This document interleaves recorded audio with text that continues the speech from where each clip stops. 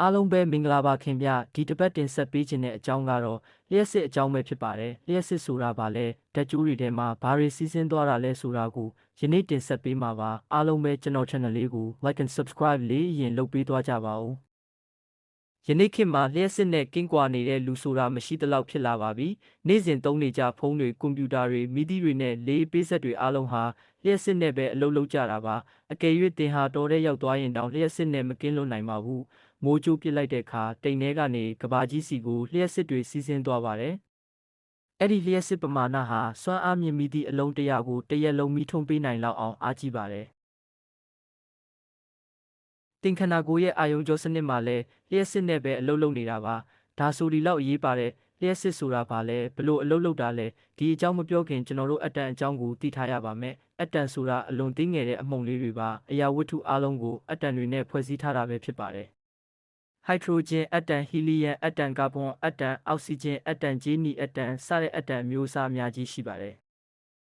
အမျိုးမတူတဲ့အတန်တွေပေါင်းစည်းသွားတဲ့အခါမော်လီကျူးတွေဖြစ်လာပါတယ်။အဲ့ဒီအတန်တွေမော်လီကျူးတွေအများကြီးစုပေါင်းသွားတဲ့အခါကျွန်တော်တို့ကင်တွင်နိုင်တဲ့အရာဝတ္ထုတွေဖြစ်လာတာပါ။အတန်တွေဟာအလွန်ကိုသေးငယ်ပါတယ်။ဘလောက်တောင်သေးငယ်တယ်လဲဆိုရင်ဒင်္ဂါးပြားတစ်ပြားမှာအတန်ပေါင်း32နောက်မှာ3ညအလုံးပေါင်း20လုံးအထိရှိတဲ့ပမာဏရှိပါတယ်။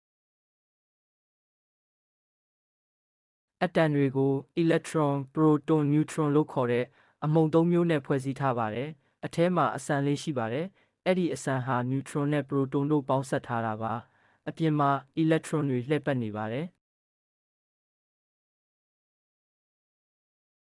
အတန်မှာပါဝင်တဲ့ proton အရေအတွက်ဟာအတန်မျိုးအစားကိုဆုံးဖြတ်ပေးတဲ့အဓိကဇာတ်ကောင်ပါ။ဟိုက်ဒရိုဂျင်မှာ proton 1လုံးကာဗွန်မှာ proton 6လုံးဂျီနီမှာ proton 29လုံးပါဝင်ပါတယ်။ဒါအပြင်အခြားအတန်မျိုးအစားတွေမှာလည်းမတူညီတဲ့ proton အရေအတွက်အသီးသီးပါဝင်လျက်ရှိပါတယ်။ဒါအပြင်အဲ့ဒီအမှုန်3မျိုးဟာလည်းမတူညီတဲ့ဓာတ်သဘောတွေရှိကြပါတယ်။ proton ဟာအပေါင်းဓာတ်ဆောင်ပြီး electron ဟာအနှုတ်ဓာတ်ဆောင်ပါတယ် neutron ကတော့ဓာတ်ပြေနေတာပါ။ပုံမှန်အခြေအနေတစ်ခုမှာအတန်တစ်လုံးဟာ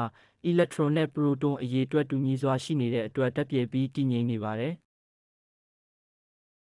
ဒါဟာအင်မတန်မှစမ်းကြယ်လာတဲ့သဘာဝတရားကြီးရဲ့အဆုံးမရောက်ပဲမျှတနေတာကိုဖော်ပြနေတာပါဒီတစ်ခါအဲ့ဒီအပေါင်းဓာတ်အနှုတ်ဓာတ်စတဲ့ဓာတ်သဘောတရားတွေကိုလေ့လာကြရအောင်အမုံနှစ်ခုဟာဓာတ်သဘောမတူတဲ့အခါအချင်းချင်းဆွဲငင်ကြပါတယ်ဓာတ်သဘောတူတဲ့အခါအချင်းချင်းတွန်းကန်ကြပါတယ်ဒါဟာတန်လိုက်သဘောလိုပါပဲဒါကြောင့်ပဲအတန်မှာအပြင်ကပတ်နေတဲ့ electron တွေဟာအပြင်ကိုလွင့်ထွက်မသွားပဲအစံထဲက proton တွေဟာဆွဲထားတာပဲဖြစ်ပါတယ်အဲ့ဒီ electron တွေဟာကိုယ်ပိုင်ပတ်လန်းအသီးသီးနဲ့အထက်ကအဆန်ကိုလှည့်ပတ်နေကြပါတယ်အတွင်းကပတ်လန်းမှာရှိတဲ့ electron တွေဟာတင်းကျပ်စွာဆွဲယူခံရတဲ့အတွက်လုံးဝလွတ်မထွက်နိုင်ပါဘူးဒါပေမဲ့အပြင်ကပတ်လန်းမှာရှိတဲ့ electron တွေဟာတော့ဆွဲအားလျော့နေတဲ့အတွက်လွယ်ကူစွာလွင့်ထွက်သွားနိုင်ပါတယ်ဒါကြောင့်အပြင်ဘက်ပတ်လန်းမှာရှိတဲ့ electron တွေကိုလွတ်လပ်သော electron လို့ခေါ်ပါတယ်အဲ့ဒီလွတ်လပ်သော electron တွေဟာပဲလျှက်စစ်စီးဆင်းမှုအတွက်အဓိကဇာတ်ကောင်တွေပါဝိုင်ယာကြိုးထဲကဂျီနီအတန်တွေကိုတစ်ချက်လေ့လာကြရအောင်ဂျီနီမှာ proton electron 29လုံးစီပါဝင်ကြပါတယ်ဒါပေမဲ့လွတ်လပ်သော electron တစ်လုံးပဲရှိပါတယ်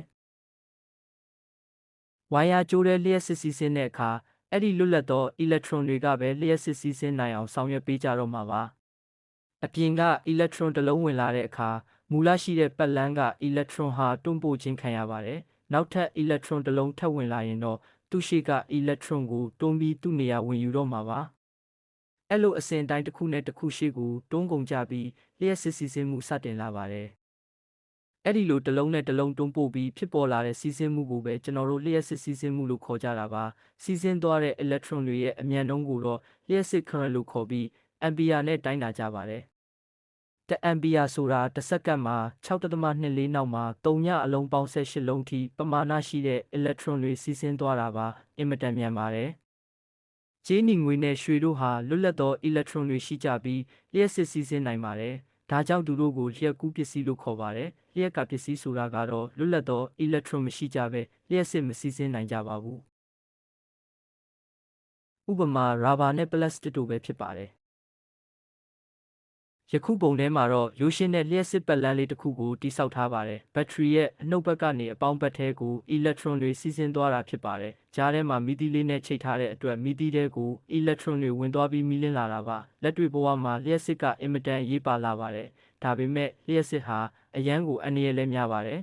။ကျွန်တော်တို့နေ့စဉ်အသုံးပြုနေတဲ့လျှက်စစ်ပစ္စည်းတွေထဲမှာလျှက်စစ်ဟာအခြေခံအားဖြင့်ဤနည်းနဲ့ပဲအလုပ်လုပ်ကြတာပါအားလုံးပဲလျှက်စစ်အကြောင်းနားမလဲပဲအိမ်မှာရှောက်မလုပ်ကြဘူးတိုက်တွန်းအပ်ပါတယ်ယခုဗီဒီယိုလေးဟာလူကြီးမင်းတို့အတွက်ဗဟုသုတတစုံတရာရရှိတယ်ဆိုရင် like and subscribe လေးအားပေးကြပါဦးနောက်တစ်ခေါက်မှာဒီလိုစိတ်ဝင်စားစရာအကြောင်းအရာတွေနဲ့ပြန်လာခဲ့ပါဦးမယ်